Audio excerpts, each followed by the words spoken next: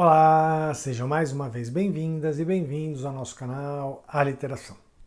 Bom, gente, no vídeo de hoje eu quero falar novamente sobre a questão dos discursos produzidos pela imprensa, da irresponsabilidade da imprensa, enfim.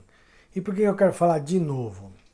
Porque nós tivemos uma semana aí em que a imprensa exagerou um pouco, né? Determinados veículos da imprensa tradicional exageraram um pouco nos discursos, né? E essa semana aconteceram dois fatos relacionados a isso que eu quero destacar. Antes de destacar os dois fatos dessa semana, eu quero de novo retomar, né? Quer dizer, retomar o que eu já falei a respeito dessa questão dos discursos da imprensa, para introduzir então os assuntos dessa semana. Eu já fiz alguns vídeos aqui no canal criticando a atuação de parte da imprensa, principalmente da mídia mais tradicional, determinados veículos da imprensa mais tradicional, como a Folha, o Estadão, a Globo, tanto o jornal da Globo televisionado como o jornal O Globo, né? Revistas como a Veja, enfim. Existem determinados veículos da imprensa mais tradicional, da mídia mais hegemônica, que têm trabalhado com discursos muito perigosos. E por que perigosos? Porque eles lidam com a distorção da verdade. Eu vou dar um exemplo. Na semana passada, eu li uma manchete no portal UOL, né, na verdade retrasada. Eu li uma manchete no portal UOL no dia seguinte à aprovação da reforma tributária. Quando a reforma tributária foi aprovada no Senado, né, a PEC da reforma tributária foi aprovada no Senado, e no dia seguinte o portal UOL colocou a seguinte manchete. Haddad telefona para senadores, enfim, Haddad entra na articulação política e fracassa. Veja, essa era a manchete. A manchete falava do fracasso do ministro Fernando Haddad na articulação política em relação à reforma tributária. Aí você vai ler a reportagem, o que a manchete está chamando de fracasso é porque ele ligou para vários senadores, entre eles a senadora Soraya Tronic, para convencer a Soraya Tronic a votar a favor da reforma tributária, e a Soraya Tronic votou contra. Eu não vou aqui entrar no mérito do voto da Soraya Tronic, mas veja, olha a irresponsabilidade e a distorção que a manchete traz em relação à própria notícia, porque se você ler a notícia inteira fala isso. Ele ligou para vários senadores e a Soraya Tronic disse não a ele. Só que não foi suficiente, a reforma tributária foi aprovada, né? Então aonde está a derrota do Haddad nisso? Se a reforma tributária foi aprovada. Mas aí o que acontece? Pouca gente lê a matéria inteira. A maioria das pessoas vai ler, inclusive porque eu estava na primeira página do portal do UOL. Então a maioria das pessoas está lá no portal do UOL, está vendo, vê lá a manchete, Haddad fracassa. E não importa se tem a ver, se é verdade, não é verdade. O que importa é que isso cria uma imagem para as pessoas, né? Isso cria uma ideia para as pessoas, que é a ideia de fracasso do governo, que é uma ideia que a imprensa, essa mesma mídia hegemônica, está tentando plantar desde que o governo começou. Já falaram em sorte do Lula, já falaram em conflitos e conflitos e conflitos no governo, já falaram que o mercado estava assim. Quando o Lula começou a travar a batalha pela queda dos juros, fazendo críticas ao Roberto Campos Neto, a imprensa já falava porque é isso, porque o Lula isso, porque o Lula aquilo, e nada do que a imprensa tem falado se concretiza na realidade. Então veja, por que eu estou chamando a atenção para esse caso dessa manchete do Aldo Haddad? Porque é isso. Isso é uma distorção da verdade. Porque eles pegam uma coisa que aconteceu, o Haddad foi lá e tentou articular a reforma tributária no Senado, pega uma resposta negativa de, sei lá, 1, 2, 3 senadores, vamos dizer que 3 senadores tenham dado a resposta negativa para Haddad, não importa qual foi o resultado final, a reforma tributária foi aprovada. Né? Então, essa criação desse discurso de constante fracassos do governo, que aparece em determinadas mídias, né, já é problemático. Né? Então é isso que eu chamo de irresponsabilidade da imprensa. Né? Porque dizer que o governo fracassou ou que o ministro da Fazenda fracassou, isso pode ter repercussões não só políticas, mas repercussões econômicas, inclusive. Mas aí, isso eu estou falando na semana retrasada, mas aí na semana passada aconteceram 2 fatos muito significativos nessa coisa da imprensa estar criando discursos. O primeiro deles tem a ver com a guerra entre Israel e Hamas, né, e o Hamas. Eu não sei qual é o tipo de acesso que cada uma de vocês e que cada um de vocês tem a notícias, né? Mas na grande imprensa, em determinados veículos da grande imprensa, esses que eu citei, Estadão, a Folha, o UOL, o Globo, enfim, Israel não está fazendo absolutamente nada de errado. Absolutamente nada de errado. Né? E que a gente sabe que não é bem assim. Né? E aí fica naquela coisa de que quem tá criticando Israel tá defendendo o terrorismo, fica essa coisa. E a imprensa acaba pegando isso porque isso, sei lá, por causa de like, por causa de leitor, enfim, para ganhar leitor. Porque assim, achar que Israel não está fazendo absolutamente nada de errado nessa guerra, e eu não estou entrando na questão da guerra em si, é absurdo. Né? É absurdo. Mas aí, o que eu quero chamar a atenção em relação a esse fato de Israel? Aí vem aquela coisa toda da repatriação dos 34 brasileiros que estavam lá na faixa de Gaza. E aí, esses brasileiros conseguem chegar na semana passada aqui no Brasil. Né? Depois de muito tempo, muita negociação do governo, esses repatriados chegam ao Brasil. Não deu 2 dias que eles chegaram no Brasil, determinados veículos de imprensa e determinados repórteres foram resgatar uma postagem de 2005, se eu não me engano, lá de um dos repatriados, para tentar criar a ideia de que ele seria um antissemita, ou de que ele estaria apoiando o fim do Estado de Israel. E aí o que acontece? Esses repatriados estão sofrendo ameaça. Então veja o que a imprensa faz.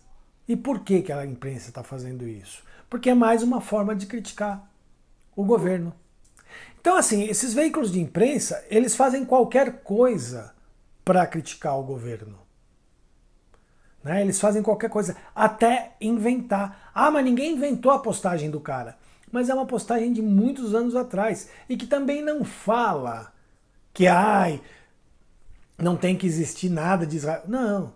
É uma posição dele, que é palestino, sobre o que o Estado de Israel representa. E ele pode ter mudado, e mesmo que ele não tenha mudado, não importa. Ele é um cidadão brasileiro que estava numa guerra e veio para o país. E aí ele vem para o país para fugir de uma guerra e está sendo ameaçado de morte. E veículos de imprensa e determinados repórteres da grande imprensa estão ajudando com isso. Isso é um absurdo. Isso é um absurdo. Sendo que esses mesmos veículos de imprensa não fazem uma matéria crítica à ação de Israel. Muito pelo contrário. Né? Muito pelo contrário. Criticam quem está criticando a ação de Israel, como o presidente, por exemplo.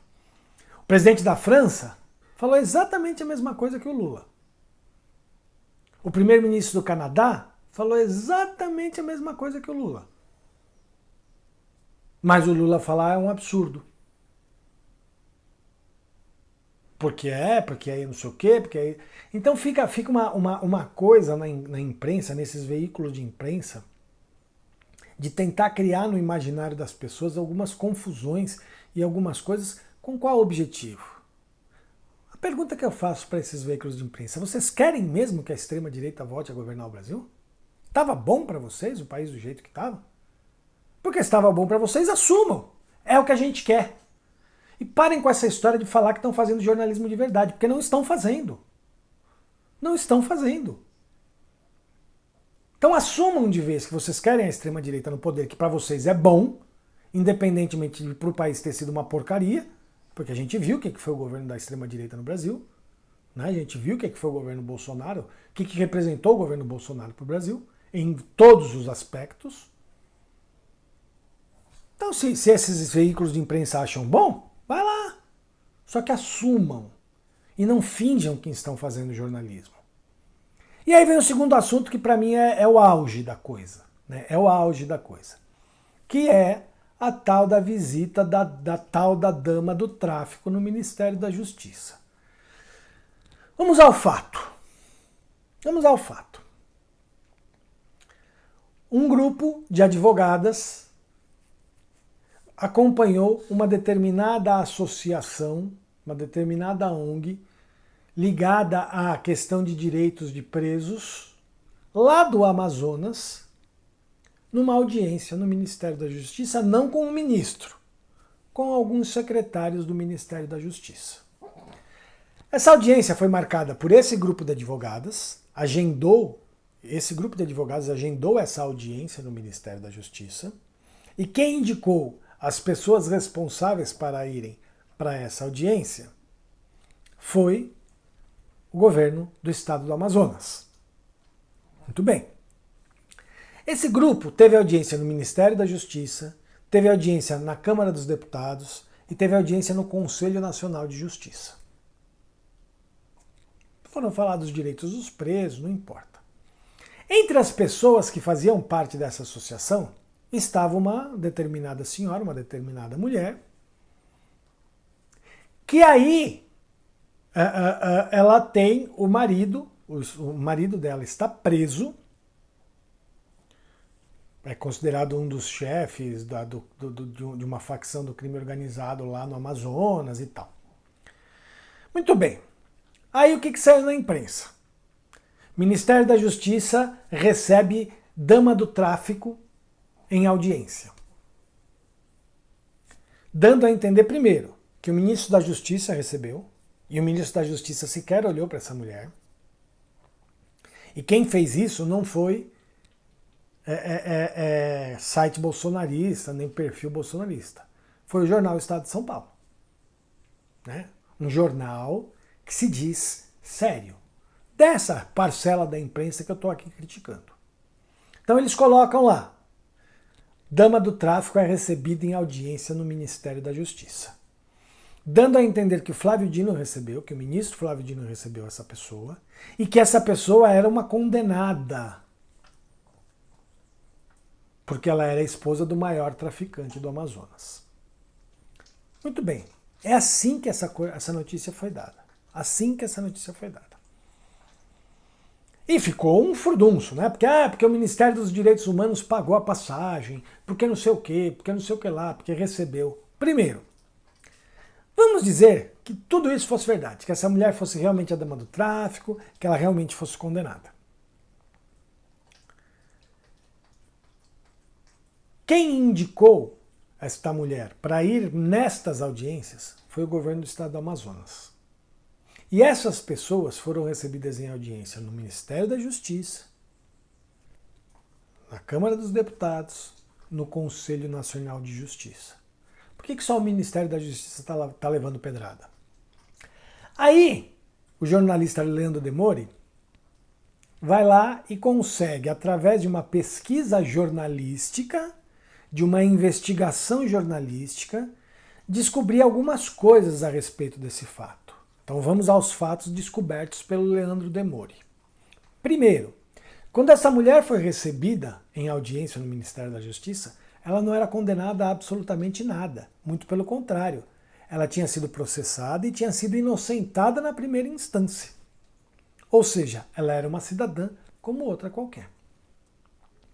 Ela foi condenada na segunda instância depois que ela foi recebida no Ministério da Justiça. Depois.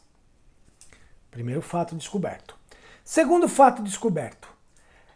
Essa alcunha dama do tráfico foi criada pelo repórter do Estadão. Esta mulher nunca foi conhecida em nenhum lugar lá no Amazonas como dama do tráfico. Essa alcunha foi criada pelo repórter que fez a matéria, que disse, uma fonte chamou ela assim e eu achei interessante. Só que ele em nenhum momento na reportagem disse, então, uma fonte chamou assim e eu achei interessante, por isso eu estou chamando-a de dama do tráfico. Não. Ele coloca como se a alcunha dama do tráfico fosse uma alcunha atribuída a essa mulher já há muito tempo. Mesmo depois da publicação dessa investigação do Leandro Demore, o Estadão não voltou atrás. O repórter não voltou atrás, o Estadão não voltou atrás. Eles estão bancando isso e, muito pelo contrário, entraram com pedido de quer saber quanto o Leandro Demore ganha porque ele é contratado da TV Brasil, enfim. Aí o Estadão começou a se enrolar nessa história e está se enrolando cada vez mais. E aí a última notícia que a gente recebeu é que um grupo de repórteres do Estadão entrou no Ministério Público do Trabalho do Distrito Federal, dizendo que eles estavam sendo assediados pela editora de política do Estadão para serem obrigados a fazer esse tipo de matéria, inclusive essa. Então vejam, é um veículo de imprensa, gente. O que acontece? Qual é a consequência disso? Os bolsonaristas, que já mentem a rodo, né, pegam e mentem mais em cima disso. Aí vai o tal do Fernando Holliday lá e faz uma postagem com uma foto do Flávio Dino com uma mulher dizendo que ele tinha recebido a dama do tráfico e que ele tinha mentido quando ele disse que ele não recebeu. Mas essa mulher era uma humorista lá do Rio Grande do Norte. Era uma artista lá do Rio Grande do Norte, uma humorista. Aí ele apagou. Só que ele já tinha publicado. E essa publicação já tinha sido compartilhada. Né? Então, a imprensa dita séria está alimentando a máquina de imbecilidades do bolsonarismo, que é do que esses caras vivem. Esses caras vivem de mentiras e de imbecilidade. E a grande imprensa, ao invés de se contrapor a isso, mostrando que é séria na criação de discursos, na construção de discursos, ela alimenta essa máquina com esse tipo de reportagem. Então, quando eu falo, e todos os vídeos em que eu falei da irresponsabilidade, a gente sabe que não é a imprensa inteira, a gente sabe que tem setores, mesmo dentro desses veículos, existem repórteres e articulistas sérios que estão fazendo, né? Então, se a gente pensar no Portal UOL, por exemplo, a gente pode falar do Kennedy Alencar, né? A gente pode falar do Jamil Chad, a gente pode falar do Reinaldo Azevedo, que são jornalistas que estão fazendo um trabalho sério. Isso não significa que eu concordo 100% com eles em tudo, tá, gente? Não. Mas eles estão fazendo um trabalho sério. Só que aí vem em contrapartida, existem pessoas como... E aí eu vou voltar a falar de Israel, né? Eu falei que quando o Lula falou lá de Israel, que Israel estava cometendo atos terroristas também, a imprensa começou a criticar demais, tal, sendo que o presidente da França tinha falado, o primeiro-ministro do Canadá tinha falado. Aí vem a pérola, né? E aí, para falar do Portal UOL, vem a pérola da Dora Kramer, né? Que faz um tweet com a seguinte frase, né? Ainda bem que Israel está em uma guerra, tem uma guerra para se preocupar e não tem tempo de pensar no Lula. Ainda bem que Israel está em guerra.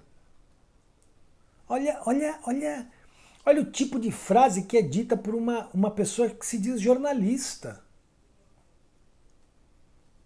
Percebe? Então, assim, essa coisa da dama do tráfico, essa coisa da guerra de Israel com Hamas, Quer dizer, todas essas coisas estão, mais uma vez, porque eu já tinha feito, como eu disse, eu já tinha feito várias críticas, mais uma vez mostrando a podridão de determinados setores da imprensa.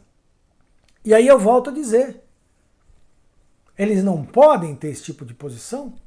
Eu acho que não, mas se tem, assumam. Assumam.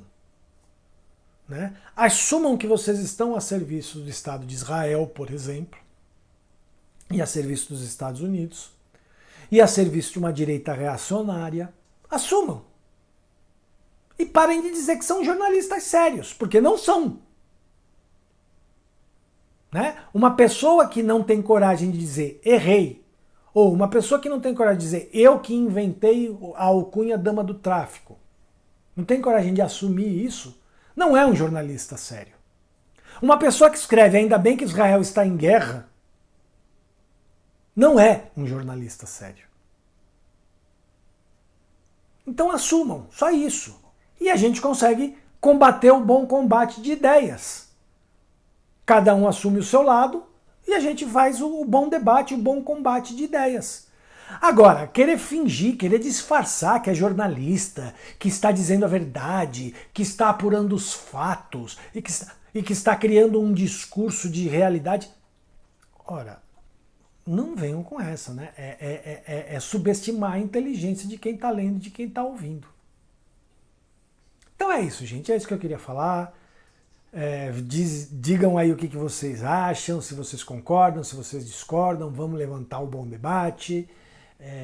Façam comentários, curtam o vídeo, compartilhem, se inscrevam no canal se não se inscreveram. Se já se inscreveram no canal, chamem as pessoas que vocês conhecem para se inscrever no canal. A gente está aí na batalha, né, para aumentar cada vez mais o nosso número de inscritos. Visitem o blog A Literação, as nossas redes sociais A Literação. Visitem o site da editora Literação, que a gente já começou o nosso trabalho e ainda bem que a gente começou com muita sorte e com pessoas interessadas. Enfim, a gente está fazendo um trabalho bem bacana, tá bom? É isso, todos os nossos links estão aí na descrição do vídeo e quem quiser e puder, apoie a gente do jeito que for possível. Apoie o nosso trabalho para a gente poder continuar e ampliar esse trabalho cada vez mais, porque o que a gente quer é trazer um espaço de reflexão, direto ou indiretamente, que tem a ver com arte, com literatura, com cultura, com as questões do país, do mundo, com a produção de discursos, enfim, com responsabilidade, com respeito e com carinho. Tá bom, gente? Valeu, até o próximo vídeo. Tchau, tchau.